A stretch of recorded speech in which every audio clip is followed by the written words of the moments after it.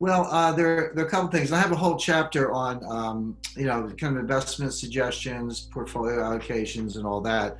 But the main thing to do is a couple things. They're almost constants, not quite, because it's not a set it and forget it type portfolio. But you definitely want 10% gold, and whether it's physical bullion or some kind of fund. I recommend physical bullion, but if you have an ETF or something, at least you get price exposure, gold mining shares, and you can look at silver miners and all that. But I also recommend a big slug of cash, maybe 30% cash.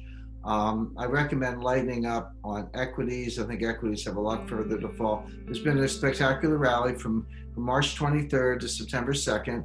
We had the shortest bear market and the fastest return to a bull market in history. But it doesn't mean this is over. That was sort of, I call the S&P 500, I call it the S&P 6, because it's really only 6 companies that are dragging along the other 494, because it's a cap weighted index. So when you look at Amazon, Apple, Microsoft, Netflix, Facebook, and Google, or Alphabet, those 6 stocks are almost 40% of the weight of the index. So if they go up, the index goes up. A lot of people don't pick stocks anymore. They just buy index funds. So their index funds go up. So it's all sort of going up together. It's all good. But there are 2 problems with that. Number one, how sustainable is that? And by the way, the 6 companies I mentioned, they're the least affected by the pandemic.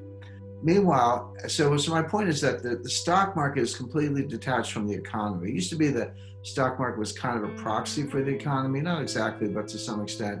That's not true anymore. Those 6 stocks, and others like it, they're some of the tech names, they're just in a world of their own. The economy is in very bad shape, and we'll so. And I'm happy you brought that up, Jim, because you're absolutely right. The stock market is painting one picture, but the economy is telling us something different. So what is the real truth here? And that leads me to my other point about the debate of inflation versus deflation. And I know you're one of the few experts out there saying actually, the Fed wants an inflationary environment, but they might not get it. Right. Well, I've said that for a long time, and they haven't been able to get it for a long time. It's just literally in the past few weeks that the Fed has come out and more or less admitted this in a couple of respects. But so first of all, the idea that money printing causes inflation is just not true. Now, everyone believes it's true. The monetarists, the Milton Friedman followers, the Austrian economists, even the neo-Keynesians say, yeah, if you print a lot of money, you get inflation. It's not true. And just for empirical evidence, I don't just say things like this without backing them up. Between 2008 and 2015, when they ended, 2014, when they ended QE3 at the time, the Fed expanded its balance sheet by almost $3 trillion. And we never had inflation. We never had serious inflation. You get 1.5%, but we never had serious inflation. The whole time the Fed had a target. This is 11 years if you want to go all the way to the end of the expansion in 2019. Technically February 2020, 11 years, and the Fed never hit their target of 2%. A couple months, yeah, but not on a sustained basis, and certainly nothing above that. So I like to say it's a sad day when the Fed wants inflation and can't get it, and they do want it. So now they've come up with a new monetary policy. They've sort of, as I say, given up on the money printing thing. They say, we're just going to let the economy run hot. We're not going to worry about, money supply as much. We're just going to, basically let unemployment drop, hopefully, and let inflation go. And if it goes above 2%, we're going to let it stay there for a while. So the below 2% and the above 2% kind of average out to 2%. That's new. Here's the problem. You can say it. You can take a vote and make that your policy. It doesn't mean you can make it happen. They failed for 12 years or 11 years. Why do we think they're going to succeed now? The greatest danger in the macroeconomy today is deflation because of declining labor force participation, declining productivity, and most of all, velocity. Velocity is the turnover of money. It doesn't matter what the money supply is. If it's not turning over, if there's not lending and spending, if people aren't chasing the goods, then you're not going to get the inflation.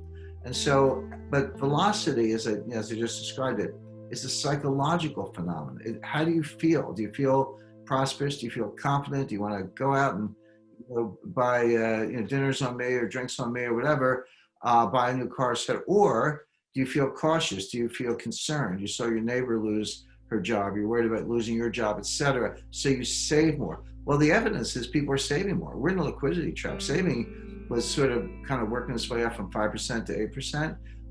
In April, it was 33%. In May, it was still 25%. In June, it was 17%. So savings can be a good thing, but in the long run, if you have productive investments, and that's a big question, but in the short run, the savings come out of consumption.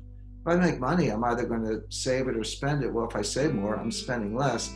So all the signs point to deflation. The Fed can say they want inflation, and they can print all the money they want. Doesn't mean they're going to get it. So despite the zero rate environment, Jim, you're saying that people are still saving. That is the evidence. They're not just still saving. You're right about that, Danielle. They're saving more than ever. These are like Chinese levels of savings rates. Now, it makes sense, right? If you lost your job, you're going to, hey, I got to pay the rent. I got to pay the mortgage or the kids' tuition or healthcare. So I'm going to save more. I'm going to cut out, dinners and vacations and club memberships and discretionary items. If you didn't lose your job, but your neighbor did, you might be worried, how do I know I'm not next? Look at the companies that have gone bankrupt. Pier 1, Neiman Marcus, JCPenney, Brooks Brothers, Gold's Gym. I mean, the list goes on and on. So let me ask you this, Jim. The last time we spoke was in April. Is it safe to say you're more worried today than you were then, or even say a year ago?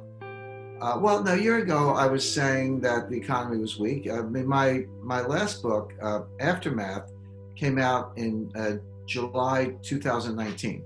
So it's just a little over a year old. It's not like it wrote it 5 years ago. That book's a little over a year old. Go look at page 288 to 291. I talk about pandemic. I said 100% chance I had two other scenarios. So 100% chance one of them happens in the next 3 years, and pandemic was on the list. So, and I also talked about civil unrest and armed militias in the streets, which we're seeing every night. So everything that's happening now, I forecast in my book, Aftermath, which came out in July 2019. You can just go look it up. So my new book, The New Great Depression, is going to take the story forward and tell you what's going to happen in the next couple of years. But the deflation story is not new, Danielle. It's been persistent, and it's getting worse. The Fed does. I could tell you how to cause inflation in 15 minutes, but unfortunately, the Fed kind of forgot how to do it.